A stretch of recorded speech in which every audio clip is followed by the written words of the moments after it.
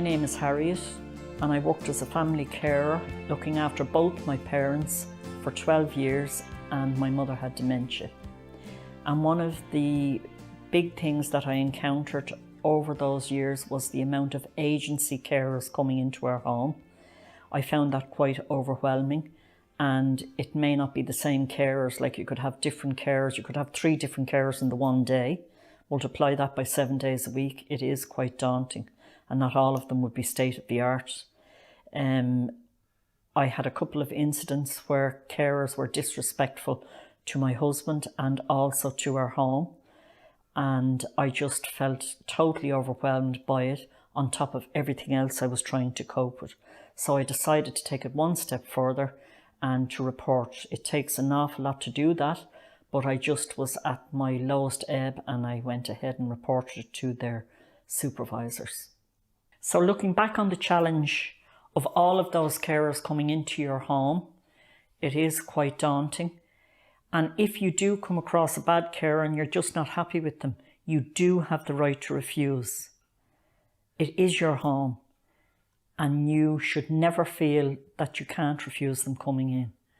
So my advice to you is to step up to the plate and just tell their supervisor that you're not happy for whatever reason. It doesn't, like, it can be anything. It can be a personality clash. It can be that they're not doing their job properly.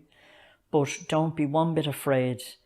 You are in charge of your own life. Just because you're a carer doesn't mean that you can't say no. You have the right to say no. That's my advice.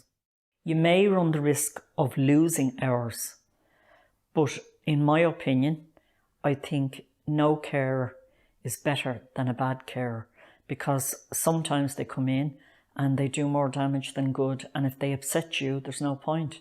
And they can, I've seen carers coming in where you nearly need to have an hour, spend a half an hour at least tidying up after them. So what's the point? So, and as well as that, peace of mind is everything. And it is your home, it's your castle, and you have the right to say no. It was really hard. I found all the care workers coming through the home. It was it impinged on your privacy, and your home was never your own. But I also remember the amazing carers that came in, and they were so incredibly strong and there to back you up. They were actually like a safety net.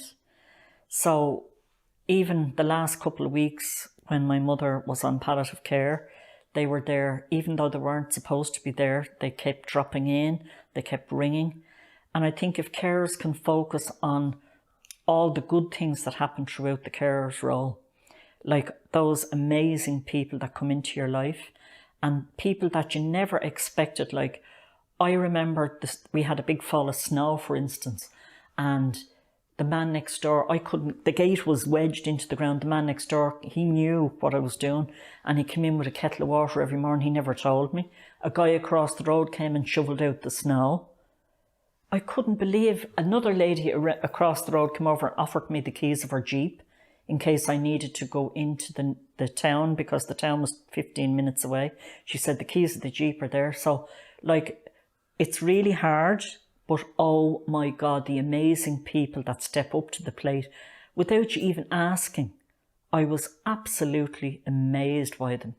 I remember, like, I always believed that having a good GP, a good district nurse, and good carers, of course, helping you, makes life so much easier, and it carries you over the roughest ground. And one of the district nurses, or public health nurse they call them, she came in, she must have really felt sorry for me. It was coming up to Christmas, and she came in and she brought me in a lump of ham, like a huge big lump of ham, and she gave it to me. Like, it's little things like that that you'll never ever forget. Even a friend, she said, come on, you're going out. She just came in and she said, come on, you're going for a walk. And she just took over a couple of hours, and I went, oh my God. So if carers can focus on the good stuff, and you're going to have a scales, but it's going to balance out if you think about all the good stuff that happens as well. So always try and focus on the positive as well as the negative. Like, there's going to be negatives, of course there is. But if you think about that positivity, it just gets you over the worst times, I think.